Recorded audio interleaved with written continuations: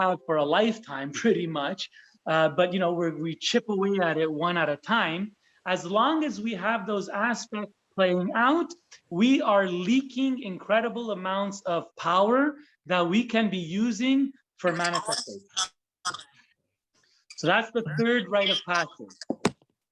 The fourth is embracing the inner beloved. So embracing the inner beloved is intended to open ourselves to spirit, soul, and the inner beloved.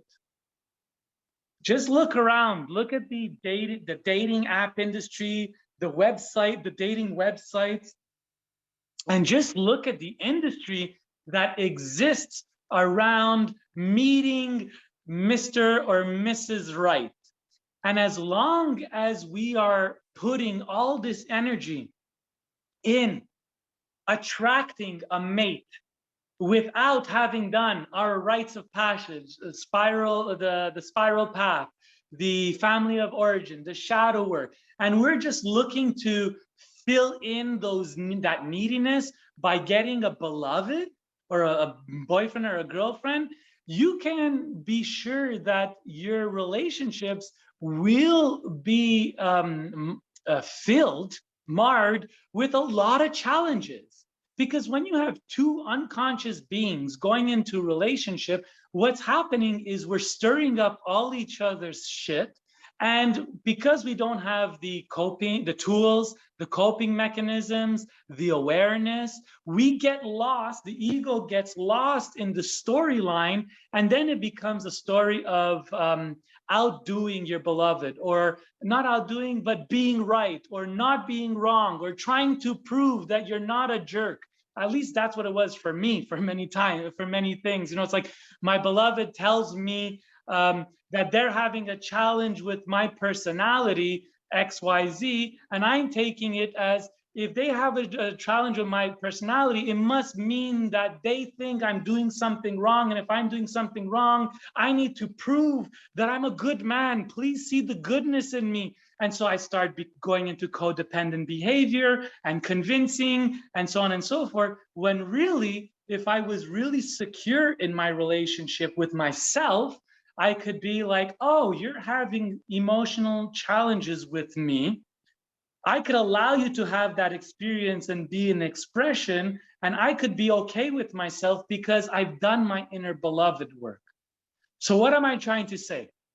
I'm saying, as long as we are on the journey of attracting the outer beloved before really coming into awareness and into relationship and into courting of our inner beloved, because courting is the journey of getting to know and romancing and falling in love. As long as we don't do this journey, we will constantly be bypassing our inner potential and outsourcing the love that we'd want to get by trying to get the reflection of love from the beloved. And we will automatically go into codependent behavior, which will not serve you or your relationship and will be another giant leak of energy. So if you really want to show up as an amazing brother or as an amazing beloved, it is without doubt or without question, the journey of falling and courting and falling in love or rising in love with our inner beloved has to be one of the primary commitments we have to ourselves. So there's no point in attempting to find the girlfriend or the boyfriend outside of ourselves until we've properly passed at least one spiral journey of the inner beloved rite of passage or initiation. We don't want to self-sacrifice to garner love. This is the whole point. When we understand ourselves as the beloved, as whole and complete, then we are no longer negotiating, bartering, sacrificing to be with the other. We know our worth, we show up, and we come with power, and that power inspires the other to show up as well. Instead of like going tit for tat, negotiations. Okay, I'll play my smaller version of myself so that you could feel better about yourself. It's not what we want as shamans. And so, a side note, because I didn't talk about it at the beginning, a shaman is an individual that is able to operate into multiple realms of reality simultaneously. Or, and what I mean by that is the ability to enter non-ordinary reality. So if this is all ordinary reality, taking medicine or doing breath work or sonic driving with a drum or dance or sex, that could all put you into states of non-ordinary reality. And when we're in non-ordinary reality, we have the potential to interact with energy, which whether it be through hearing things, seeing things, feeling things energetically, we could interact with that energy, that force, and we could direct it. For example, I want to clear this codependent behavior I have, that it feels that I'm not worthy of love and always constantly looking outside of myself to gain love.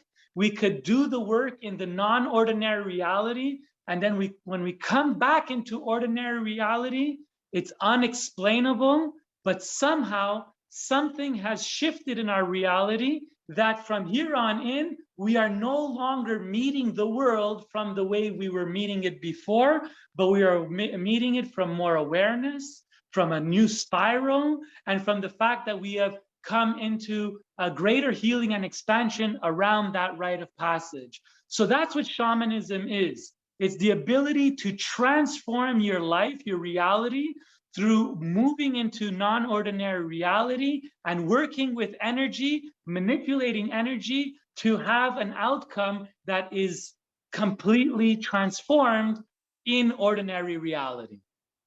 That was a side note. So it really is a homecoming. When you really fall for or rise with your inner beloved, it truly is a homecoming. So if we've done work around the spiral path, that we understand that we were going to be doing this inner beloved healing multiple times, if we've done the family of origin work and we go through the spiral path, knowing we're going to do it multiple times, it's less scary because we know that if it comes up, we now have tools and abilities to get through it.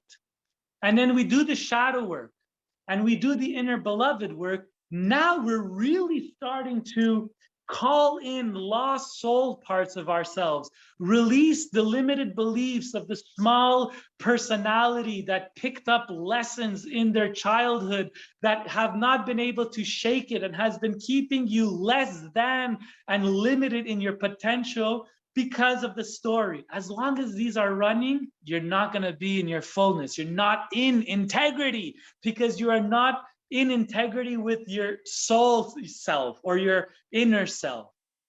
So once we've done this work, some of this work multiple times, then we have the opportunity and space and the clarity and the access to power to really drop in to say, hey, I know that I've been doing X, Y, Z in the world because I wanted to prove that I could succeed, and I've been making money, and I've been buying the cars, and I've been dating the women, and I've been going to the big restaurants. It's like we've been doing this from that lost self. But once we've done those healings, then we've come into more fullness.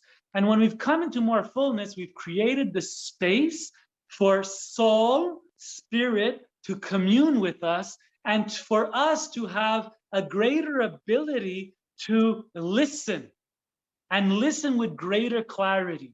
And when those messages come through, then we could actually say, okay, how do these messages support why I came on this planet? Why did I manifest?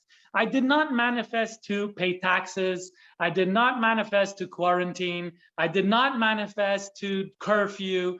I manifested to transform this planet with my gifts. And each and every one of us has that potential. But we must be willing to hear the call and then step into the call. And so that's the thing about sacred purpose, because it's beautiful when you've come into that awakening and that awareness and you're like, okay, that feels good, I want to do that. But it's really painful when we've invested a lot of our life and a lot of our energy into doing something else, and we recognize that, man, I can't do this anymore. That's a lie. And then we go to the journey of coming into ourselves. And that's where I would say the most challenging part of sacred purpose is because we then have to transition from what we've been doing, because that's how we thought we had to be in the world, to transitioning to the life where we could actually make ends meet and be giving, but based on what our soul came here to do.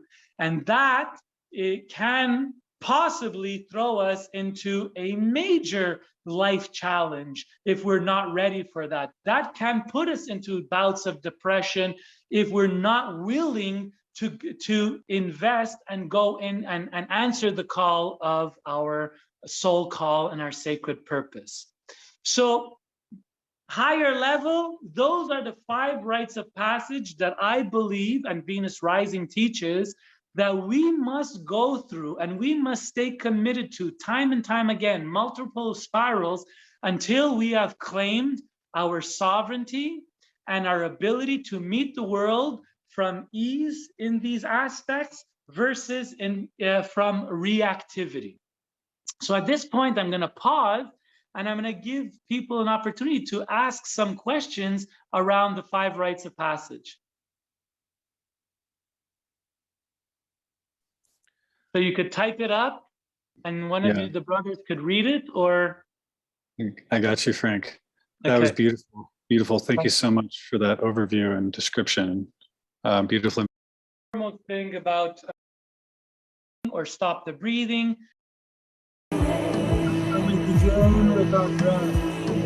The process of shamanic breath work. So you're always in charge. You always have the power to bring yourself back to awareness, like presence. Now, if you